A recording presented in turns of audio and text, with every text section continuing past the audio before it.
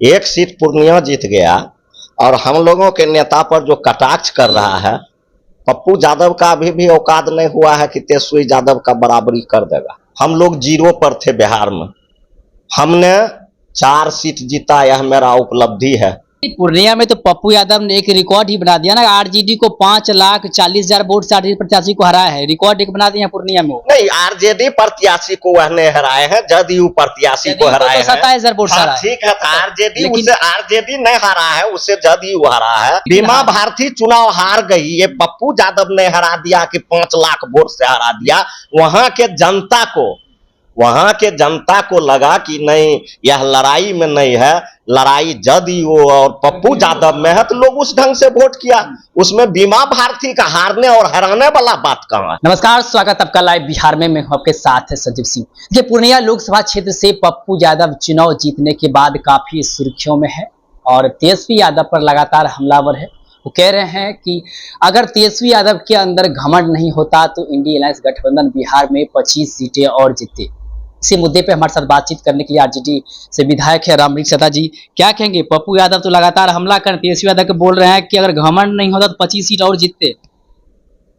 कभी बहुत बहुत धन्यवाद। और कभी कभी हम लोगों के गांव में एक कहावत होता है, खुदा मेहरबान त सभे पहलवान। ठीक ना, हम वह बात नहीं बोलना चाहते हैं। खुदा मेहरबान त सभे पहलवान, वही बात है पप्पू जी के साथ, पप्पू यादव जी के साथ।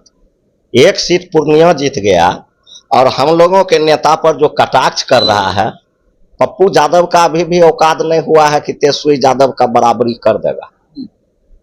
और हम लोग खोए क्या है, हम लोग 0 पर थे बिहार में, हमने 4 सीट जीता, यह मेरा उपलब्धि है।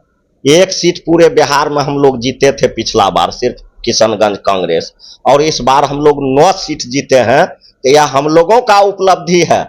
0 से 1 से हम लोग 9 चल गए, तो यह किसको घटा है?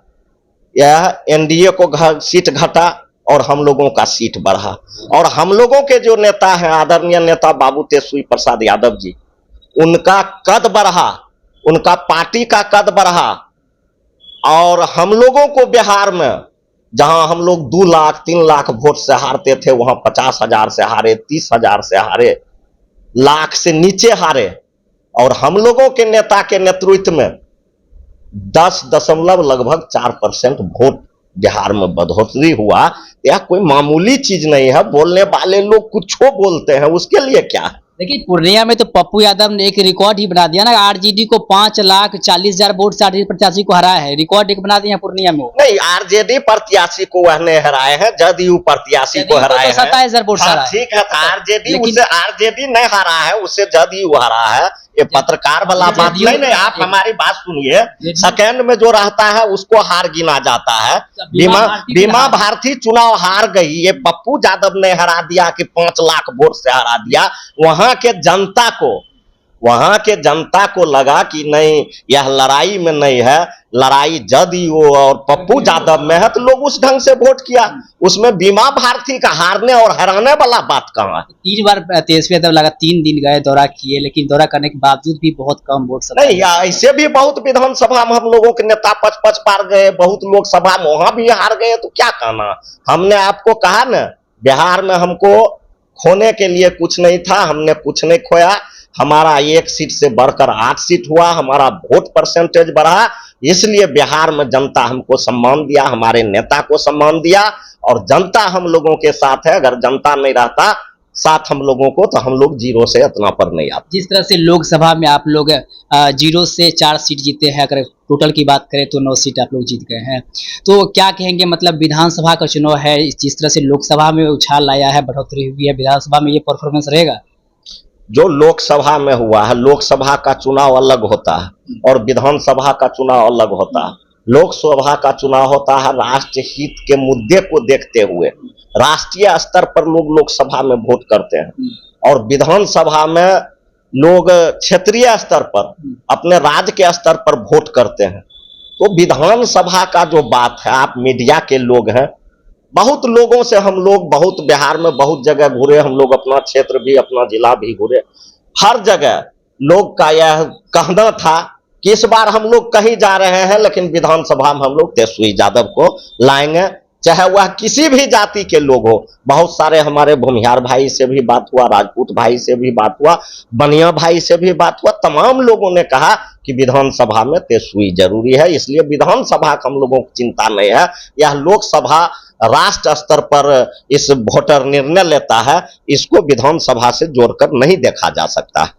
मोदी जी आज तीसरी बार प्रधानमंत्री पद की शपथ ले रहे हैं, क्या कहेंगे? बिहार को विशेष राज्य का दर्जा मिलेगा? इनके लिए मोदी जी को हम लोगों की तरफ से बहुत बहुत धन्यवाद है, और मोदी जी से मांग करते हैं कि बिहार पिछड़ा राज्य है और बहुत दिन से बिहार का मांग है कि आप विशेष राज्य का दर्जा दीजिए, और बिहार के ही आप आशीर्वाद से प्रधानमंत्री बने हैं, इसलिए आपसे हम लोगों को भी आशा है कि आप ज्यादा से ज्यादा बिहार के लिए काम कीजिए। नीतीश कुमार लगातार मांग उठा रहे थे, नीतीश कुमार तो उनके साथ फिर से गए हैं, साथ में है ही, किंग मेकर की भूमिका में कहा जाता है। तो क्या नीतीश कुमार दबाव बनाएंगे, मांग रखेंगे? वह उनका अंदर की बात है, वह जदयू का मसला है और उनके नेता के मसला है, माननीय मुख्यमंत्री नीतीश कुमार जी के मसला है, उसमें हम लोग कुछ नहीं बोल सकते हैं। वह उसमें मंत्री में शामिल होंगे कि नहीं होंगे, दबाव बनाएंगे कि नहीं बनाएंगे, क्या करेंगे नहीं करेंगे, या सारे लोग मिलकर सरकार चलावे और इस देश हित में सरकार चलावे, जिससे देश के विकास के साथ साथ बिहार का भी बेहतर विकास हो। चलिए, बहुत बहुत धन्यवाद। तो हमारे साथ बात करते हैं रामवृक्ष सदा जी ने साफ तौर पे कहा जो भी मंत्री बन रहे हैं बने, सबको बधाई है, लेकिन हम चाहते हैं कि बिहार का विकास हो, समाज का विकास हो। साथ ही साथ पप्पू यादव को लेकर के भी बड़ा बयान दिए हैं कि पप्पू यादव कुछ भी करे उसका औकात नहीं है कि तेजस्वी यादव के सामने वो चल पाएंगे। लोकसभा का चुनाव अलग होता है, विधानसभा का चुनाव अलग होता है, और विधानसभा में जो हमारा परफॉर्मेंस होगा वो काफी बेहतर होगा। तो देखने वाली बात होगी कि आने वाले 2025 विधानसभा चुनाव में परिणाम क्या होता है। साथ ही साथ पप्पू यादव के बयान को लेकर के जिस प्रकार से हलचल तेज थी, उस पर भी उन्होंने जवाब दिया। आप भी सुनते क्या कुछ करते हैं, आप अपनी प्रतिक्रिया कमेंट बॉक्स में दे सकते हैं। आप देखते लाइव बिहार। बहुत बहुत धन्यवाद।